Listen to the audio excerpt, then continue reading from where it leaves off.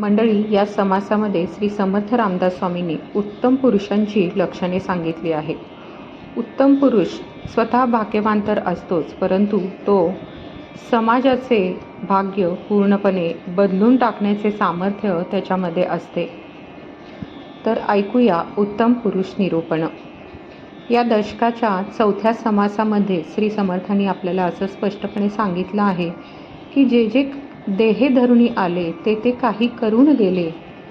म्हणजे ज्यांनी ज्यांनी या जगामध्ये देह धारण केला त्या प्रत्येकाने जगात काहीतरी कर्म केले. कर्म करणे म्हणजे बदल करणे. या दृष्टीने प्रत्येक माणूस जगामध्ये काहीतरी बदल नक्कीच करतो. बदल चांगला किंवा वाईट असतो. ज्या माणसांच्या अंगी विशेष कर्तृत्व शक्ती वास करते ती जगामध्ये अधिक बदल घडवून आणतात. पण हा सगळा व्यवहार स्वार्थाच्या पार्श्वभूमीवर केला जातो. पण याच्या उलट जगामध्ये काही माणसे अशी जन्मास येतात की त्यांच्या अंगी मोठे कर्तृत्व असते, पण त्यांचा कर्मसंभार निस्वार्थीपणाच्या पवित्र पार्श्वभूमीवरच उभारलेला असतो. श्री समर्थांचे म्हणणे असे आहे की असली माणसे ईश्वरी कृपेला पात्र झालेली असतात. ईश्वरी शक्ती त्यांच्या मागे रक्षणार्थ सदैव सिद्ध असते. त्यांच्या हातून घडणारे कार्य ईश्वरी कार्य असते. प्रत्येक समाजामध्ये, प्रत्येक शतकामध्ये, मानवी जीवनाच्या भिन्न भिन्न क्षेत्रामध्ये असली माणसे निर्माण होत असतात. श्री समर्थांच्या काळी भारतीय हिंदू समाजामध्ये शिवाजी राजा असा पुरुष होऊन गेला. त्याचे शब्दचित्र या समासामध्ये आढळते. शिवाजी महाराज काही आत्मज्ञानी अथवा ब्रह्मज्ञानी संत नव्हते, परंतु सर्व भूतहिते रतः किंवा बहुजन हिताय बहुजन सुखायच हे त्यांचे ब्रीद होते. अशा माणसाच्या हातून मोठी भव्य व अद्भुत कामगिरी पार पडते. त्यांच्या जीवनामध्ये पदोपदी नाट्यप्रसंग उद्भवतात व त्यांच्यातून ईश्वरी कृपेने ते सही सलामत पार पडतात. त्यांचा प्रभाव समाजाच्या सर्व अंगावर पडतो. त्यामुळे समाजाच्या जीवन पद्धतीमध्ये आमूलाग्र बदल होतो. नवीन मूल्ये, नवीन ध्येये, नवीन कर्तृत्व, साहस उदयास येतात. समाज गतिमान होतो.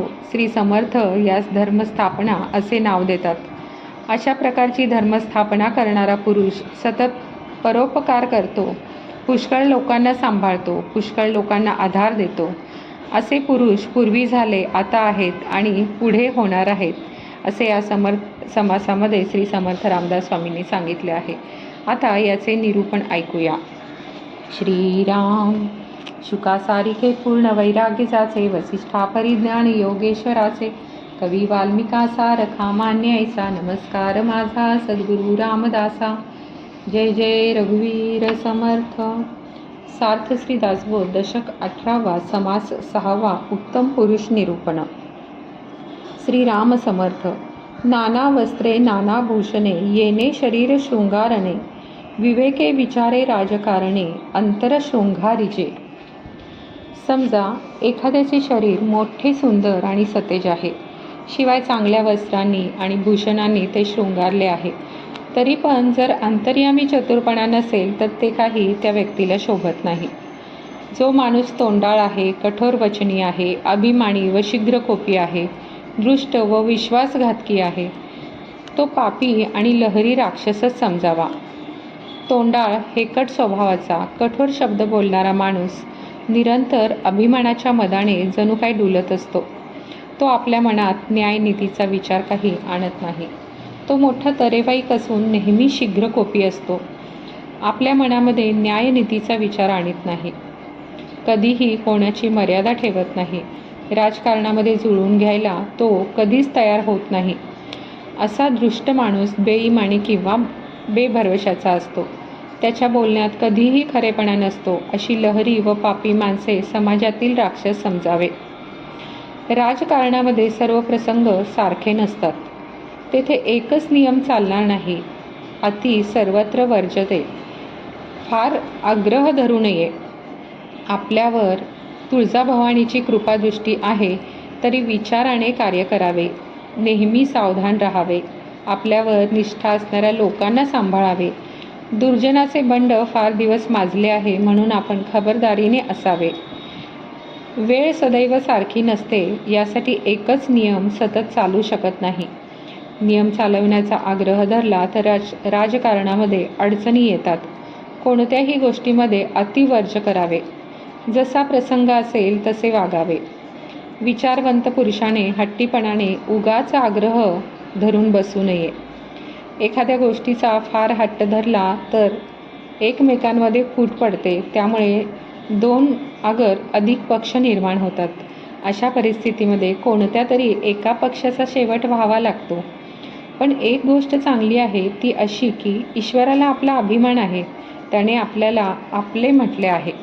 त्यातले त्यात तुळजाभवानीची आपल्यावर विशेष कृपा आहे. हे जरी खरे असले तरी नेहमी विचार करूनच कोणतेही कार्य करावे. जो सतत सावधपणे वागतो त्यास आणखी वेगळी सूचना करण्याची गरज नाही. परंतु काही गोष्टी त्याने ध्यानात ठेवून वागणे जरूर आहे. थोर व सामर्थ्य संपन्न पुरुषाजवळ अनेक माणसे असतात. अशा माणसांचा आपण अभिमान धरला पाहिजे. असे पाहून ती माणसे सुद्धा मग एकनिष्ठेने वागतात. फार दिवसापासून दुर्जन म्लेच्छाचे मोठे बंड माजलेले आहे. या कारणाने आपण सतत सावधानपणे राहावे. केव्हा धोका होईल याचा नेम नाही. ईश्वराची कृपा ज्या पुरुषावर झालेली असते त्याचे जीवन समजणे कठीण असते. त्याच्या हातून कल्पनेच्या बाहेर गोष्टी घडतात. त्याच्या जीवनात अद्भुतपणा, भव्यपणा, नाट्य, चमत्कार, धर्मस्थापना सर्व गोष्टी आढळतात. ईश्वर खरा सर्वकर्ता आहे. तो ईश्वर ज्याचा अंगीकार करतो, ज्याच्यावर कृपा करतो त्या पुरुषाचे जीवन एखाद्यालाच कळते. न्याय, नीती, विवेक, विचार आणि अनेक प्रकारच्या प्रसंगांना तोंड देणे, दुसऱ्याच्या अंतःकरणाची बरोबर परीक्षा होणे या गोष्टी ज्या पुरुषाच्या ठिकाणी आढळतात त्याच्यावर ईश्वराची कृपा झालेली असते. खबरदारीने केलेला अति मोठा प्रयत्न, कठीण प्रसंगामध्ये धरलेला मोठा धीर आणि अद्भुत कार्य घडवून आणणे ही ईश्वर कृपेची लक्षणे आहेत. ज्याच्या यश, कीर्ती, प्रताप, महिमा आणि उत्तम गुणांना सीमाच उरत नाही, ज्यास दुसऱ्याची उपमाच देता येत नाही, त्याच्यावर ईश्वराची कृपा आहे असे समजावे. जो पुरुष देव आणि ब्राह्मण यांना मानतो, आचार व विचार सांभाळतो, पुष्कळ लोकांना आधार देतो आणि ज्याच्या हातून सतत परोपकार घडतो तो माणूस ईश्वरी कृपेला प्राप्त झालेला असतो. प्रपंच आणि परमार्थ दोन्हीकडे ज्यांचे योग्य लक्ष असते, जो सतत सावधानपणाने राहतो, जो पुष्कळांचे पुष्कळ सोसतो, तो पुरुष ईश्वरी कृपेला पात्र झालेला असतो. जो देवाचा कैवार घेतो, ब्राह्मणांची काळजी वाहतो, पुष्कळ लोकांचा सांभाळ करतो, त्याच्यावर ईश्वराची कृपा झालेली असते.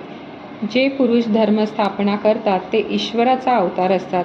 असे पुरुष पूर्वी झाले, आज आहेत व पुढे होतील असे पुरुष होणे ही ईश्वराची कृपाच होय.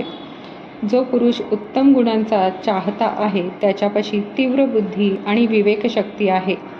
ज्याला केवळ शुभ वासनाच आहेत आणि ज्याने अमाप पुण्यकर्म केलेली आहेत, असा पुरुष ईश्वरी कृपेचेच फळ आहे. ज्या विवेक विचाराने आणि योजनेने प्रपंच आणि परमार्थ दोन्ही नीटपणे पार पडतात, तो विचार व ती योजना सर्व गुणांचे सार आहे. अशा रीतीने उत्तम पुरुषाची लक्षणे श्री समर्थ रामदास स्वामींनी या समासामध्ये सांगितलेली आहेत. इति श्री दासबोधे गुरुशिष्य संवादे उत्तम पुरुष निरूपण नाम समास 6वा समाप्त. जय जय रघुवीर समर्थ. तुम्हाला हा उत्तम पुरुष निरूपण नाम समास 6वा आवडला असेल तर या व्हिडिओला कमेंट, लाईक, शेअर करा आणि पुढील जनस्वभाव निरूपण या व्हिडिओसाठी हे चॅनल सबस्क्राईब करायला विसरू नका. श्रीराम.